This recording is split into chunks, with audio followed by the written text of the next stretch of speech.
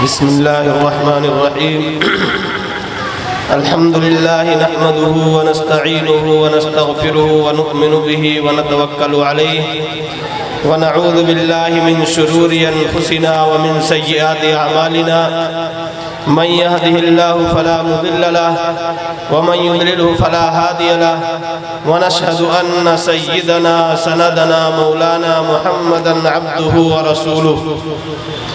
أما بعد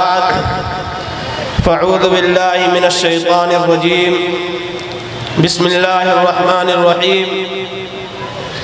ألف لام ميم ذلك الكتاب لا ريب فيه هدى للمتقين وقال النبي صلى الله عليه وسلم تركت فيكم أمرين لن تضلوا ما تمسكتم بهما کتاب اللہ و سنت رسولہ۔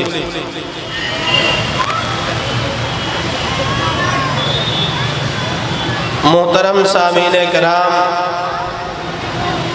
اور اسٹیج پر رونق افروز علماء کرام، ہم نے قرآن کریم کی سورہ بقرہ کی ابتدائی آیت تلاوت فرمائی ہے۔ اس میں اللہ تعالیٰ ارشاد فرماتے ہیں کہ ہم نے انسانیت کی رہنمائی کے لیے ایک کتاب عطا فرمائی ہے۔ اس کتاب کو ہم اور آپ قرآن کریم کے نام سے جانتے ہیں۔ اس کتاب کی صفت بیان کرتے ہوئے اللہ تعالیٰ نے یہ ارشاد فرمایا ذالک الکتاب لا ریب فیہ، یہ ایک ایسی کتاب ہے جس کتاب کے اندر کسی قسم کا کوئی شک اور شبہ نہیں۔ یہ کتاب تمام طرح کے ترددات سے پاک ہے۔ نہ تو اس کتاب کے اللہ کی جانب سے ہونے میں کوئی شک ہے اور نہ ہی اس کتاب کے مضامین اور اس کتاب کے کلام کے اندر کوئی شک اور شبہ ہے، بلکہ یہ کتاب ایک لاریب کتاب ہے۔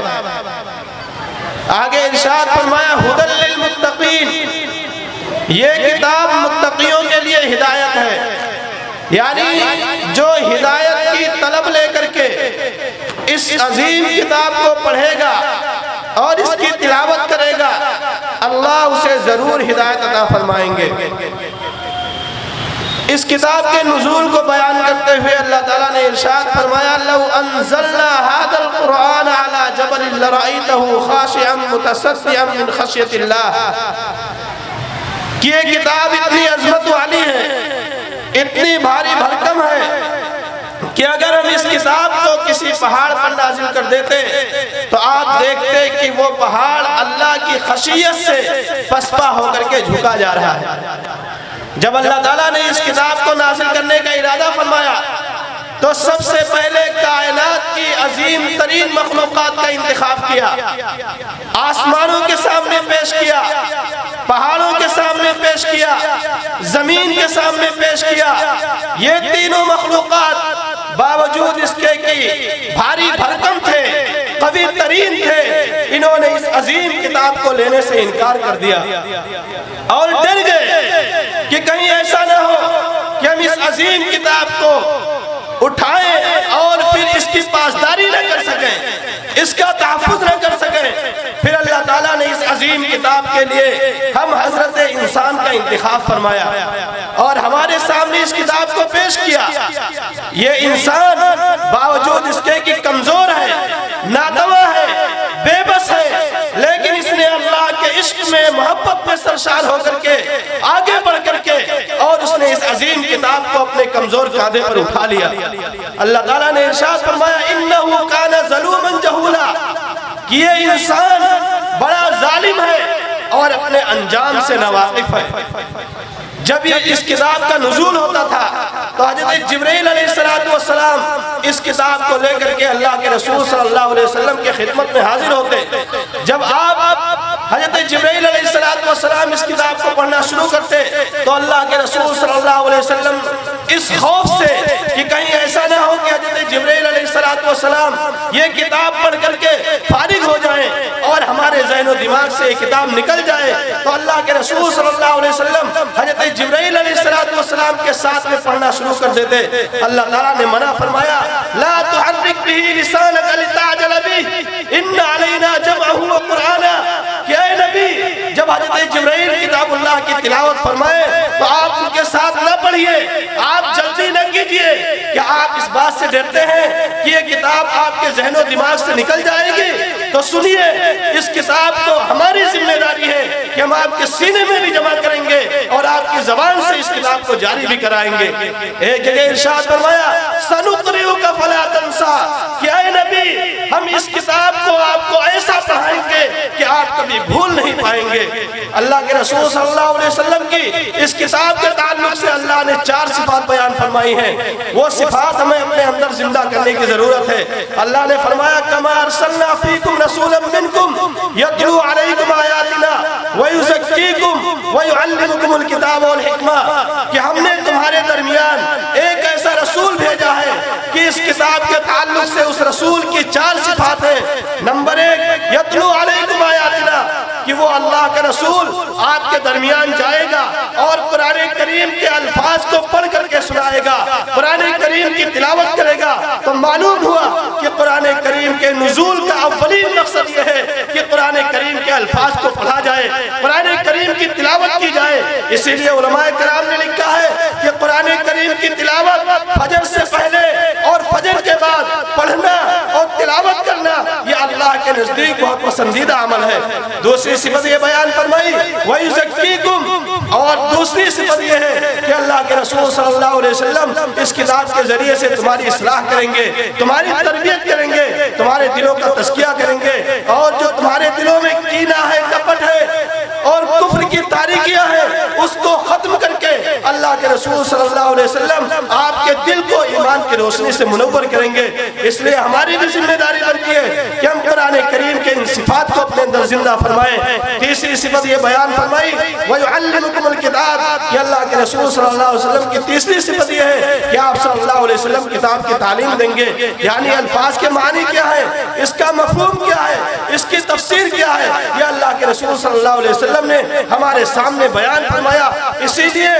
حضرت امام شافعی رحمۃ اللہ علیہ فرماتے ہیں کہ قرآن کریم کی سب سے بڑی تفسیر اس دنیا میں جو آئی ہے وہ رسول اللہ صلی اللہ علیہ وسلم کی حدیث ہے۔ آپ کی حدیث سے بڑھ کر اس دنیا میں نہ کوئی تفسیر قرآن کریم کی آئی ہے اور نہ قیامت تک ایسی تفسیر آ سکتی ہے۔ چوتھی صفت یہ بیان فرمائی والحکمہ، کہ اللہ کے رسول صلی اللہ علیہ وسلم قرآن کریم پڑھ کر کے آپ کے سامنے احکام اور مسائل بیان فرمائیں گے۔ ہماری بھی ذمہ داری بنتی ہے کہ ہم یہ 4 صفات اپنے اندر زندہ فرمائیں۔ اور پھر اللہ نے فرمایا کہ جب اس کتاب کو نازل فرماتے تھے اللہ تعالیٰ تو اس کتاب کے ذریعے سے بہت سے ایسے لوگ ہیں جن کو ہدایت ملتی تھی، اور بہت سے لوگ ایسے ہیں جو قرآن کریم سے دوری اختیار کرتے تھے اور وہ گمراہ ہو جایا کرتے تھے۔ قرآن کریم فرما رہا ہے یہدی بہ کثیرا یضل بہ کثیرا ویہدی بہ کثیرا وما یضل بہ الا الفاسقین، کہ اس کتاب کے ذریعے سے اللہ نے بہتوں کو ہدایت دی اور اس کتاب کے دوری اختیار کرنے کی وجہ سے اللہ تعالیٰ نے بہت سے لوگوں کو گمراہ کر دیا،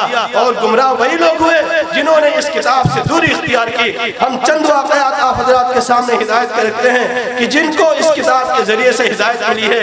ایک صحابی رسول گزرے ہیں طفیل ابن عمرو دوسی رضی اللہ تعالیٰ عنہ،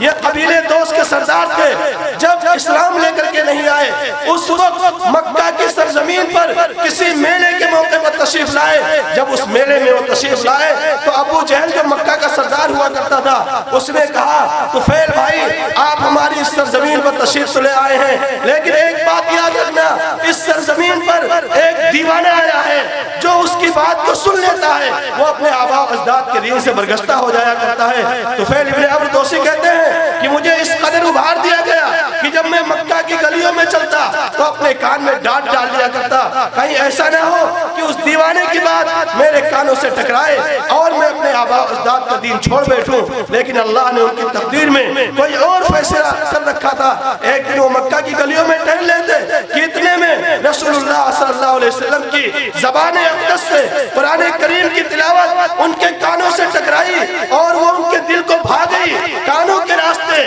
چیرتے ہوئے دل کی اتھاہ گہرائیوں میں اتر گئی۔ وہ آگے بڑھے اور کہنے لگے کہ اللہ کے رسول مجھے قرآن کریم سنائیے، مجھے قرآن کا سننا اچھا لگ رہا ہے۔ اللہ کے رسول صلی اللہ علیہ وسلم قرآن سناتے جاتے، ان کے دل میں تبدیلی پیدا ہوتی جاتی۔ آخر کار انہوں نے یہ اعلان کرنا شروع کیا کہ میں نے شاعروں کا کلام سنا ہے، میں نے ساحروں کا کلام سنا ہے، میں نے دنیا کے بڑے بڑے لوگوں کا کلام سنا ہے، لیکن جو چاشنی مجھے اس کتاب کے اندر محسوس ہوئی وہ کسی اور کتاب کے اندر محسوس نہیں ہوئی۔ یہ کہتے ہوئے انہوں نے پڑھنا شروع کیا لا الہ الا اللہ محمد رسول اللہ، اور مسلمان ہو گئے۔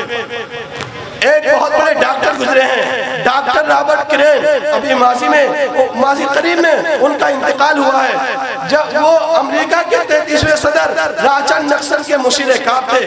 ایک مرتبہ وہ فرماتے ہیں کہ راچل نکسن کے دل میں یہ داعیہ پیدا ہوا کہ مجھے اسلام کے اصولوں کا قرآن کریم کی روشنی میں مطالعہ کرنا چاہیے۔ اس نے اپنے تحقیقی ادارے میں خبر بھیجوائی کہ مجھے اسلام کے اصول قرآن کریم کی روشنی میں لکھ کر کے دیجئے۔ تحقیقی ادارے سے ایک موٹی اور ضخیم کتاب لکھ کر کے لوگوں نے اس 33ویں صدر کے سامنے پیش کی۔ آپ جانتے ہیں کہ ایک صدر کے پاس اتنا وقت نہیں ہوتا ہے کہ اتنی موٹی کتاب کو مطالعہ کر سکے، تو اس نے اپنے مشیر کار ڈاکٹر رابرٹ کرین کو دیا کہ آپ اس کتاب کا اختصار کر دیجئے۔ ڈاکٹر رابرٹ کرین کہتے ہیں کہ جب میں نے اس کتاب کا اختصار کرنا شروع کیا تو مجھے اس کتاب میں عدل کے اتنے الفاظ ملے جتنے مجھے کسی اور کتاب کے اندر نہیں ملے۔ عدل کے الفاظ کی کثرت نے میرے دل کو جھجھوڑا اور میں نے بھی پڑھنا شروع کیا لا الہ الا اللہ محمد رسول اللہ، اور میں مسلمان ہو گیا۔ ڈاکٹر رابرٹ کرین کا بیان ہے کہ ایک اجتماع ہوا، دانشوروں کا اجتماع تھا، مذہبی پیشواؤں کا اجتماع تھا، دنیا کے سارے مذاہب کے لوگ اس اجتماع کے اندر موجود تھے، اس میں میں بھی موجود تھا۔ تمام لوگوں نے اپنے اپنے مذہب کی خوبیاں بیان کی۔ ایک یہودی عالم کھڑا ہوا اور اس نے بجائے اس کے کہ وہ یہودی مذہب کی خوبیاں بیان کرتا، اس نے اسلام کو مسلمانوں کو گالی دینا شروع کیا، مدلان تان کرنا شروع کیا۔ ڈاکٹر رابرٹ کرین کہتے ہیں کہ میں اس مجلس میں موجود تھا، مجھے جوش آیا، میں کھڑا ہو گیا اور میں نے اس سے کہنا شروع کیا کہ کیا تمہارے مذہب میں وراثت کے اصولوں پر مبنی کوئی کتاب موجود ہے؟ تو اس نے کہا کہ ہاں موجود ہے۔ پھر اس نے 8 جلدوں میں موٹی موٹی کتابیں وراثت کے اصول پر ان کے سامنے پیش کی۔ ڈاکٹر رابرٹ کرین کہتے ہیں کہ میں نے اس کو مخاطب کیا کہ میری زندگی تو ختم ہو سکتی ہے لیکن تیری ان کتابوں سے میں وراثت کے اصول نہیں سمجھ سکتا۔ پھر ڈاکٹر رابرٹ کرین کہتے ہیں میں نے پھر اس کو مخاطب کیا اور میں نے کہا کیا میں تجھے جامع مختصر اصول وراثت کے نہ بیان کر دوں؟ اس نے کہا ایسا ہو ہی نہیں سکتا کہ اتنا بڑا اصول کوئی مختصر انداز میں اور جامع ترین انداز میں بیان کر دے۔ ڈاکٹر رابرٹ کرین کہتے ہیں کہ میں نے قرآن کریم کی یہ آیت پڑھنا شروع کیا یوصیکم اللہ فی اولادکم للذکر مثل حظ الانثیین۔ جب میں نے یہ پورا صفحہ پڑھا تو اس یہودی عالم کے بھی دل بدل گئے اور اس نے بھی کہنا شروع کیا کہ یہ کسی جنات کا کلام نہیں ہو سکتا، کسی شاعر کا کلام نہیں ہو سکتا، کسی بڑے آدمی کا کلام نہیں ہو سکتا، یہ کلام تو رب العالمین کا کلام ہے۔ یہ کہتے ہوئے اس نے بھی اسی مجلس کے اندر پڑھنا شروع کیا لا الہ الا اللہ محمد رسول اللہ، اور وہ بھی مسلمان ہو گیا۔ ایک بہت بڑے مفکر گزرے ہیں، آپ سب ان کا نام جانتے ہیں، حضرت مولانا شیخ الہند رحمۃ اللہ علیہ۔ جب وہ مالٹا کی جیل میں گئے اور مالٹا کی جیل سے واپس آئے تو انہوں نے قوم کو مخاطب کرتے ہوئے فرمایا کہ میری قوم کے لوگوں، میں نے مالٹا کی جیل کی تنہائیوں میں 2 سبق سیکھے ہیں۔ اب ساری قوم حیران و پریشان کہ اتنا بڑا شیخ جس کی پوری زندگی پڑھنے پڑھانے میں گزری ہو، کون سا ایسا سبق باقی رہ گیا تھا جو مالٹا کی جیل کی تنہائیوں میں جا کر کے سیکھا؟ تو انہوں نے اپنی قوم کو مخاطب کرتے ہوئے فرمایا کہ امت کی تباہی کے 2 اسباب ہیں، ایک قرآن کریم کو چھوڑ دینا اور دوسرے آپس میں انتشار اور اختلاف پیدا کر لینا۔ گویا کہ انہوں نے قرآن کریم کی اس آیت کی تفسیر کی وَاعْتَصِمُوا بِحَبْلِ اللَّهِ جَمِيعًا وَلَا تَفَرَّقُوا، کہ اے ایمان والو اللہ کی رسی کو مضبوطی کے ساتھ پکڑ لو اور آپس میں تفرقہ بازی مت کرو، آپس میں انتشار مت کرو۔ کل قیامت کے دن اللہ کے رسول صلی اللہ علیہ وسلم جب اللہ کے دربار میں موجود ہوں گے تو اللہ تعالیٰ اپنے رسول کو مخاطب کرے گا کہ اے رسول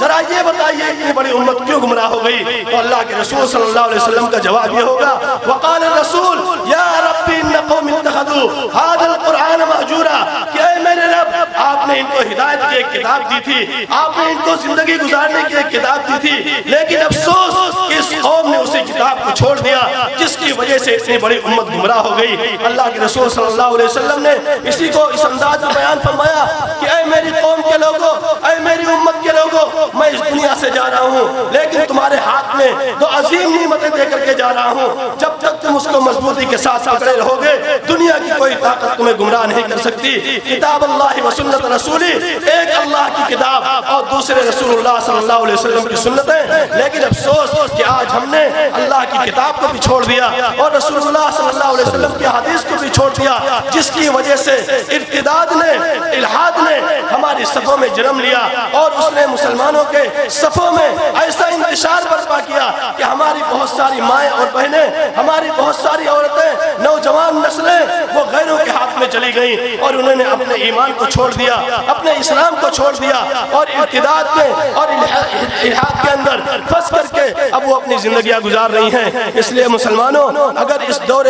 پرفتن دور میں اگر ہم ہدایت چاہتے ہیں، قوم کو سنبھالنا چاہتے ہیں، تو ہماری اور آپ کی سب سے بڑی ذمہ داری یہ بنتی ہے کہ ہم کتاب اللہ کو اپنے ہاتھ میں لیں اور رسول اللہ صلی اللہ علیہ وسلم کی سنت کو مضبوطی کے ساتھ پکڑیں۔ انشاءاللہ العزیز یہ ارتداد کے فتنے ختم ہو جائیں گے۔ اللہ تعالی ہم سب کو کہنے اور سننے سے زیادہ عمل کرنے کی توفیق عطا فرمائے۔ مسلمانوں اٹھو، قرآن کی عظمت کو چمکاؤ، جہان بے اما کو عافیت کے راز سمجھاؤ۔ زمانہ آج بھی قرآن ہی سے فیض پائے گا، مٹے گی ظلمت شب اور سورج جگمگائے گا۔ وآخر دعوانا الحمدللہ رب العالمین۔